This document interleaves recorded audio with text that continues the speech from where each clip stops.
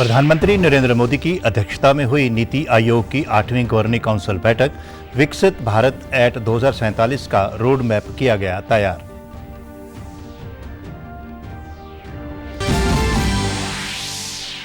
केंद्र की भाजपा सरकार के 9 साल पूरे होने के उपलक्ष्य में दिल्ली में सरकार की उपलब्धियों पर डीडी कॉन्क्लेव आयोजित। केंद्रीय मंत्री अश्विनी वैष्णव और अनुराग सिंह ठाकुर मुख्य अतिथि के रूप में हुए शामिल। राज्यपाल बंडारू दत्तात्रेय ने सिरसा के चौधरी देवीलाल विश्वविद्यालय में प्रदेश के पहले सेंसस डाटा रिसर्च सेंटर का किया उद्घाटन।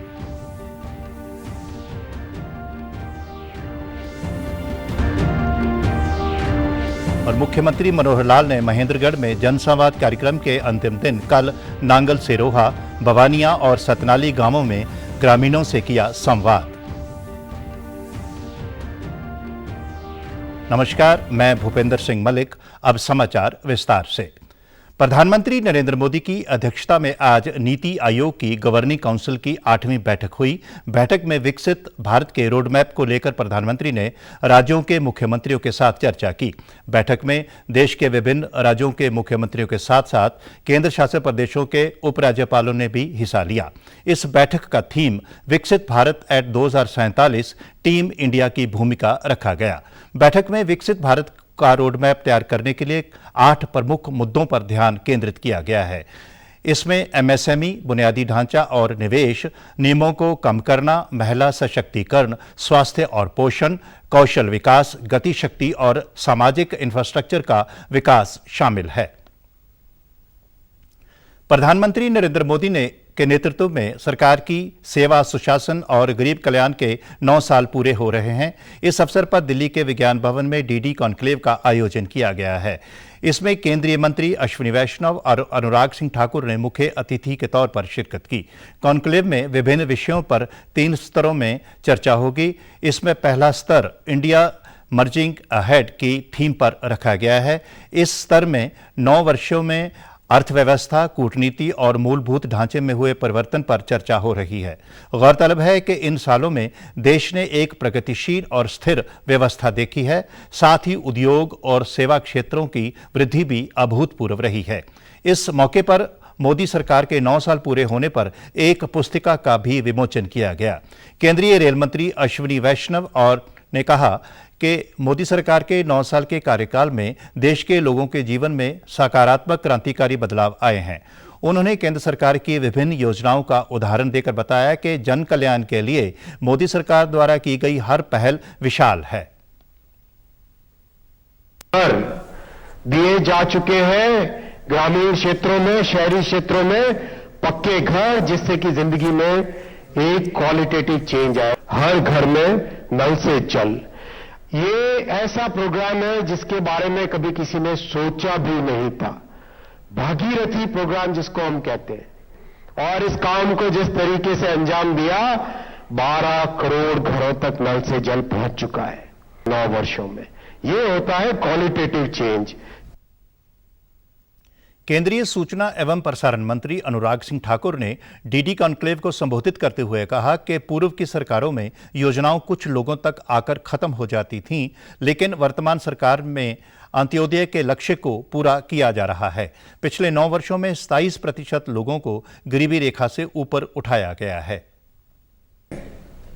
योजनाएं कुछ लोगों तक आकर अंत हो जाती थी, लेकिन अब हमारी सरकार में अंत्योदय के महान लक्ष्य को पूरा किया जा रहा है। पंक्ति के अंत में खड़े हुए व्यक्ति के जीवन में सुधार लाने का कार्य किया जा रहा है। और यही कारण है जब दुनिया भर की एजेंसीज की रिपोर्ट आती है और उसमें यह लिखकर आता है कि पिछले 9 वर्षों में मोदी जी की सरकार में 27% गरीबों को गरीबी रेखा से बाहर निकालने का काम हुआ है, तो हम सबके लिए एक बड़ी उपलब्धि की बात है। बीते 9 साल में प्रधानमंत्री नरेंद्र मोदी ने कई जन कल्याणकारी योजनाओं की शुरुआत की, जिनका करोड़ों देशवासियों को सीधा लाभ मिला है। इन योजनाओं की बदौलत उनका जीवन स्तर पहले से बेहतर हुआ है।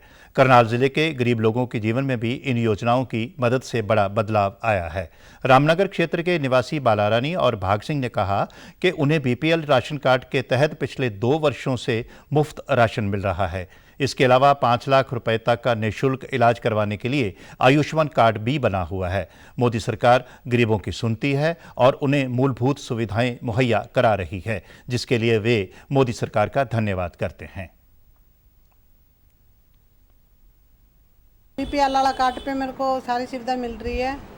राशन कार्ड पे वो मिल रहा है, मेरे को आटा मिल रहा है, चीनी मिल रही है, और आयुष्मान कार्ड भी मेरे पे वो भी सुविधा मिली है मेरे को मोदी सरकार से। धन्यवाद करना चाहूँगी उनका। आगे भी आने वाले टाइम में हमें बहुत ही मोदी सरकार चाहिए। गरीबों के लिए भी बहुत अच्छी योजना चलाई हुई है। मोदी सरकार से जी हमारे को ये फ़ायदा बना तो हमने आँख बनवाई है। हमारी गरीबी में पैसा नहीं है जी, हम करने के बैठ गए जी। हमारे को बहुत सरकार ने मदद दी है गरीब आदमियों को जी। मेरे को तो यही मिलता है, आटा मिलता है, चीनी मिलती है, उसके साथ जी। हाँ जी, सरकार के बारे में सरकार तो ठीक है जी हमारे लिए। तो शहरवासी मांगेराम और नीलम ने बताया कि मोदी सरकार के आने से पहले उन्हें जीवन यापन के लिए काफ़ी मशक्कत करनी पड़ती थी। आर्थिक रूप से कमज़ोर होने के कारण उन्हें राशन और इलाज के लिए काफ़ी मुश्किलों का सामना करना पड़ता था, लेकिन भाजपा सरकार ने उनका बीपीएल कार्ड बनाया और आयुष्मान कार्ड से 5 लाख तक के मुफ्त इलाज की सुविधा दी। इससे उनका आर्थिक बोझ कम हुआ, जिसके लिए वे मोदी सरकार का धन्यवाद करते हैं। उनकी तरफ से तो तकरीबन सारा कुछ ठीक ठाक है जी। बीपीएल कार्ड बनाया है, आयुष्मान कार्ड बना है मेरा, अच्छी चलाई है जी, अच्छा है गरीबों को लिए, गरीबों के हक में है, मतलब कहना का ये है। राशन मिलता है और आयुष्मान कार्ड बनाया है और बीपीएल कार्ड बनाया है मेरा। 15 किलो आटा मिलता है और 1 किलो चीनी मिलती है मेरे को। गरीबों के लिए अच्छी चलाई है। राज्यपाल बंडारू दत्तात्रेय ने सिरसा के 2 दिवसीय दौरे के दौरान आज पहले दिन चौधरी देवीलाल विश्वविद्यालय में प्रदेश के पहले सेंसस डाटा रिसर्च सेंटर का उद्घाटन किया। साथ ही उन्होंने साइंस इंस्ट्रूमेंटेशन सेंटर और सिविल सर्विसेज परीक्षा सेंटर का भी उद्घाटन किया। राज्यपाल ने विश्वविद्यालय की टीम को सेंसस डाटा रिसर्च सेंटर खोलने पर बधाई दी। इस सेंटर में जनगणना के आंकड़ों को एकत्रित करने के अलावा उन आंकड़ों पर शोध कार्य भी होगा। इसके अलावा साइंस इंस्ट्रूमेंटेशन सेंटर शुरू होने से विज्ञान विषयों की शोध को बढ़ावा मिलेगा।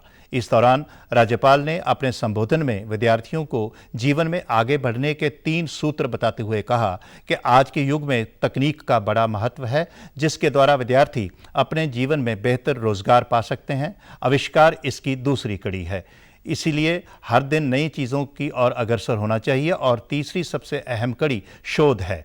इन तीनों के द्वारा ही व्यक्ति अपने जीवन में बेहतर मुकाम हासिल कर सकता है। स्थापित होने पर भी मैं प्राध्यापकों को विशेष करके अपने कुलपति अजमेर सिंह जी को बधाई देना चाहता हूँ। टेक्नोलॉजी के माध्यम से हम बहुत आगे बढ़ सकते हैं। इसे टेक्नोलॉजी से, इसके माध्यम से जो ट्रेनिंग दिलाया जाता या सिखाया जाता, उन लोगों को अच्छे जो है नौकरी मिलने का संभावना रहती है। इनोवेशन बहुत जो है ज़रूरत जो है उसको काफ़ी तेज़ी से जो है आगे बढ़ा सकती है। मार्केट भी डिमांड रहता है, लोकल नीड्स भी उसमें रहता है। तो इसलिए मेरा सबसे आग्रह है, आज जो आप लोगों ने जो 3 विषयों को मेरे से उद्घाटन जो करवाया, ये 3 जो है इनोवेशन के एक रूप है, ऐसा मैं समझता हूँ। मुख्यमंत्री मनोहर लाल ने कल महेंद्रगढ़ में जनसंवाद कार्यक्रम के अंतिम दिन नांगल सिरोहा, बवानिया और सतनाली गांवों में आमजन की समस्याएं सुनी और उनका मौके पर ही समाधान किया। इस दौरान सीएम ने सतनाली गांव में आयोजित कार्यक्रम में 8 करोड़ 53 लाख रुपए की 2 महत्वाकांक्षी परियोजनाओं की सौगात दी। उन्होंने कहा कि दक्षिणी हरियाणा में पानी की समस्या का स्थायी समाधान करने के लिए सरकार अनेक परियोजनाओं को बढ़ावा दे रही है। अटल भूजल योजना के अंतर्गत पानी की कमी वाले खंडों को चिन्हित करके वहां के गांवों में 1000 पीजोमीटर लगाने का लक्ष्य रखा गया है। सीएम ने कहा कि आमजन सरकार की योजनाओं से खुश हैं और उन्हें हर योजना का लाभ मिल रहा है। प्रतिदिन के हिसाब से आज भी 3 गांव का मेरा कार्यक्रम था। सुबह पहला कार्यक्रम नांगल सिरोही, दूसरा कार्यक्रम भवानिया और तीसरा ये सतनाड़ी में। तीनों स्थानों पर बहुत अच्छी प्रकार से सब बातचीत हुई। सरकारी जितनी भी पहले की योजनाएं सब लोगों को मिल रही हैं, उसकी सराहना हुई है। लोगों ने अपनी ओर से अपनी कुछ व्यक्तिगत समस्याएं, कुछ सामाजिक काम, इस बारे में भी जो हमको बताए हैं और कुछ लिख कर के दिए हैं, वो सब साथ ले लिए हैं। इन सबको ग्राम दर्शन पोर्टल के अंदर अथवा जन संवाद पोर्टल में डाल करके सभी अधिकारियों को भेज दिया जाएगा और यथा समय उनको हल करने के निर्देश उनको दिए जाएंगे। मुख्यमंत्री ने कहा कि प्रदेश के सभी सरकारी स्कूलों की चारदीवारी और रास्तों का निर्माण करने, पानी की उचित व्यवस्था, शौचालयों का निर्माण और ड्यूल डेस्क स्थापित करने के निर्देश दे दिए गए हैं। चारदीवारी, सबके रास्ते, सब जगह पानी की व्यवस्था, टॉयलेट, ये 4 चीज़ें और साथ में ड्यूल डेस्क, इन 5 चीज़ों के बारे में हमने निर्देश दे दिए हैं। कई ब्लॉक्स में हो गया काम, कई ब्लॉक्स में अब होगा, लेकिन जो पर्टिकुलर कोई स्कूल है, अगर हमारे पास इसकी डिमांड आई होगी तो इसको पहले करा देंगे। कल 28 मई को पूरी दुनिया एक बार फिर नव भारत के 9 उत्कर्ष की साक्षी बनेगी, जब प्रधानमंत्री नरेंद्र मोदी नए संसद भवन को राष्ट्र को समर्पित करेंगे। नई संसद जहां नए भारत के सृजन का संकल्प है, तो वहीं नई संसद नवीनतम तकनीकों से सुसज्जित वास्तुशिल्प का अद्भुत नमूना भी है। प्रधानमंत्री नरेंद्र मोदी ने नए संसद के लोकार्पण को हर भारतीय के लिए गौरव का क्षण बताया है। नए संसद की झलक को ट्वीट के माध्यम से साझा करते हुए प्रधानमंत्री ने कहा कि नया संसद भवन हर भारतीय को गौरवान्वित करेगा। ये वीडियो इस प्रतिष्ठित इबारत की झलक पेश करता है। मेरा विशेष अनुरोध है कि इस वीडियो को अपनी आवाज़ और अपने मनोभाव के साथ साझा करें, जिनमें से कुछ को मैं रीट्वीट भी करूंगा। ट्वीट में #MyParliament, MyPride का इस्तेमाल करना ना भूलें। नए संसद भवन के उद्घाटन समारोह का कांग्रेस के बहिष्कार और सेंगोल पर उठाए गए सवाल पर भाजपा ने पलटवार किया है। भाजपा ने कहा है कि कांग्रेस की हताशा साफ तौर पर देखी जा सकती है। भाजपा ने सेंगोल को लेकर कांग्रेस के दुष्प्रचार पर भी निशाना साधा। केंद्रीय गृह मंत्री अमित शाह ने ट्वीट करते हुए कहा कि कांग्रेस पार्टी भारतीय परंपराओं और संस्कृति से इतनी नफरत क्यों करती है। भारत की स्वतंत्रता के प्रतीक के रूप में तमिलनाडु के एक पवित्र शैव मठ द्वारा पंडित नेहरू को एक पवित्र सेंगोल दिया गया था, लेकिन इसे चलने की छड़ी के रूप में एक संग्रहालय में भेज दिया गया था। अब कांग्रेस ने एक और शर्मनाक अपमान किया है। स्वयं एक पवित्र शैव मठ थिरुवदुथुराई अधीनम ने भारत की स्वतंत्रता के समय सेंगोल के महत्व के बारे में बात की थी।